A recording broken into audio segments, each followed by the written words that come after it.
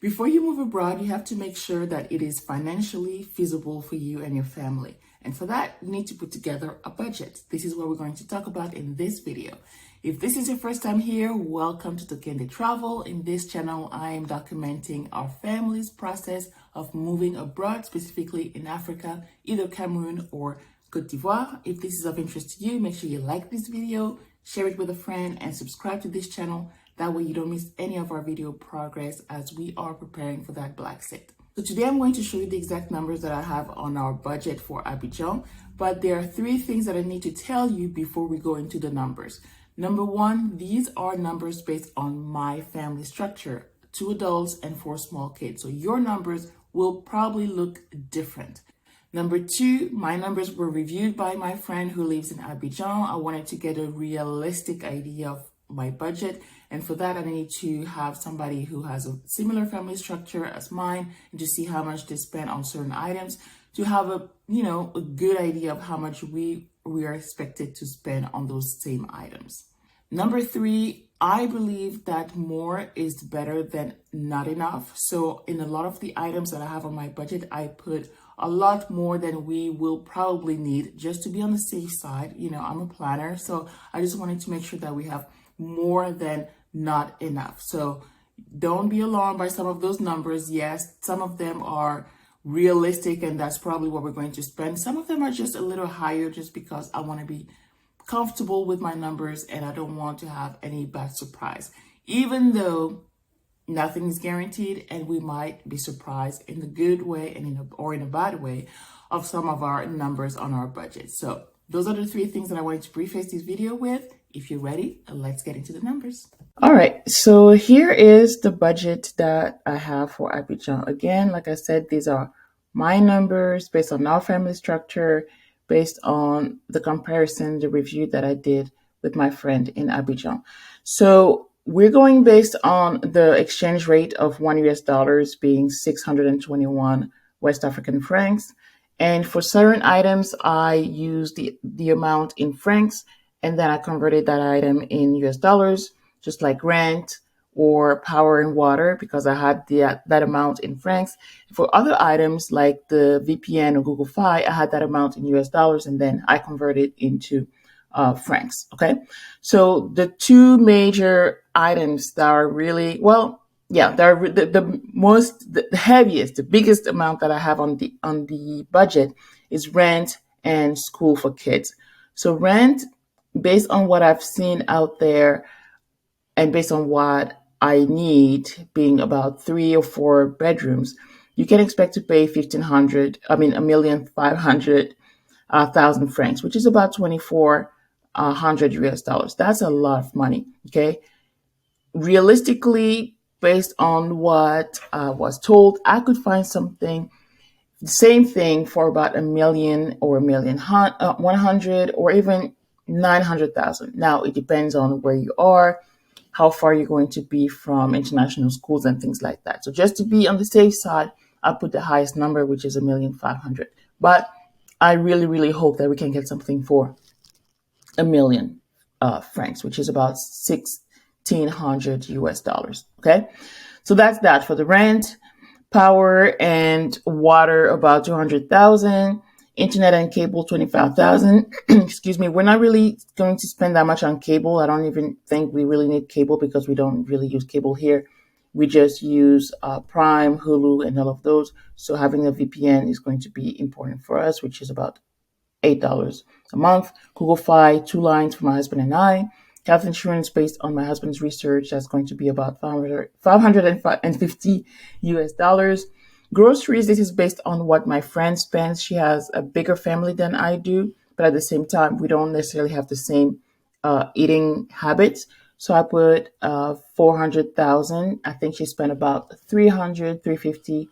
So I put 400,000 just for me, even though we have less people in my family. She has how many people? She has 6, 7, 8, and then 3 full-time staff members with her. So that's that. For gas, I put 1 car. My husband and I will be working from home, so we're not going to be going in and out of the house that often, just to take the kids to school and back errands, and then on the weekend as well. School tuition is that item that is going to be a lot on our budget. 1,200. That's something that we don't currently spend because our kids go to public school here in the U.S. And that's something that is going to change unless we decide to homeschool. I don't know about that, but we shall see. For now, we're putting the budget as for them going to one of the international schools in Abidjan. In terms of staff, based on what my friend spends, for some of her staff, it's about 80,000 francs, others 100,000. I just decided, okay, if I were to have, let's say, somebody to drive, somebody to cook, and a nanny, that would be 300, 100,000 each, and that's that. I just bumped it up a little bit more just in case. Eating out, this is based on having not super fancy meals, but about excuse me, I need some water. About 4,000 francs per person per meal on Saturdays. So 4 times that for per month, which is about 155 US dollars. Hair and clothing. Clothing, we're not going to spend that much because we're going to bring our own clothes. That's not something this is mostly about the hair. So the boys, I think it's about 10,000 if they get their hair cut. They have their hair cut. My husband cuts their hair at home. I currently do my girl's hair, but it's a lot. So I would rather have them go to a salon and have their hair done, twice a month or something like that. So that's that price. For myself included, I do my hair myself, but it's just easier to have somebody braid your hair. Leisure for adults, 30,000 each per month for one thing that we're going to do. Same thing for the kids. If they were to do one activity each per month, it will be about 30,000 francs per kid. So for kids, that's that amount. Random expense. You're going to see a lot of random things here. The random expenses, I put $100 here. That could include, a tip here and there, random stuff that you don't account for. Gifts, I put $50. Again, that's more of the unexpected, but putting that on the budget, like as something that you expect, you might not spend, but at least you have it there. I put another line for unexpected just because, you just never know. I could actually gather these three things: random expenses, unexpected, and gift. The unexpected is more to add into our, safety net just in case and add to as part of the savings. But I just added it here. Storage in Houston, there are a few things that we're going to leave behind, like bikes and things like that. We're probably going to leave a few things at my brother's house, and not everything is going to fit, obviously. So having storage unit and paying for that, that's something that we expect to spend. So $100 for that. So here's the total: 6,739. So in a previous video, I shared how, you'd be surprised thinking that going to Africa is cheap because Africa is quote unquote poor. You are wrong.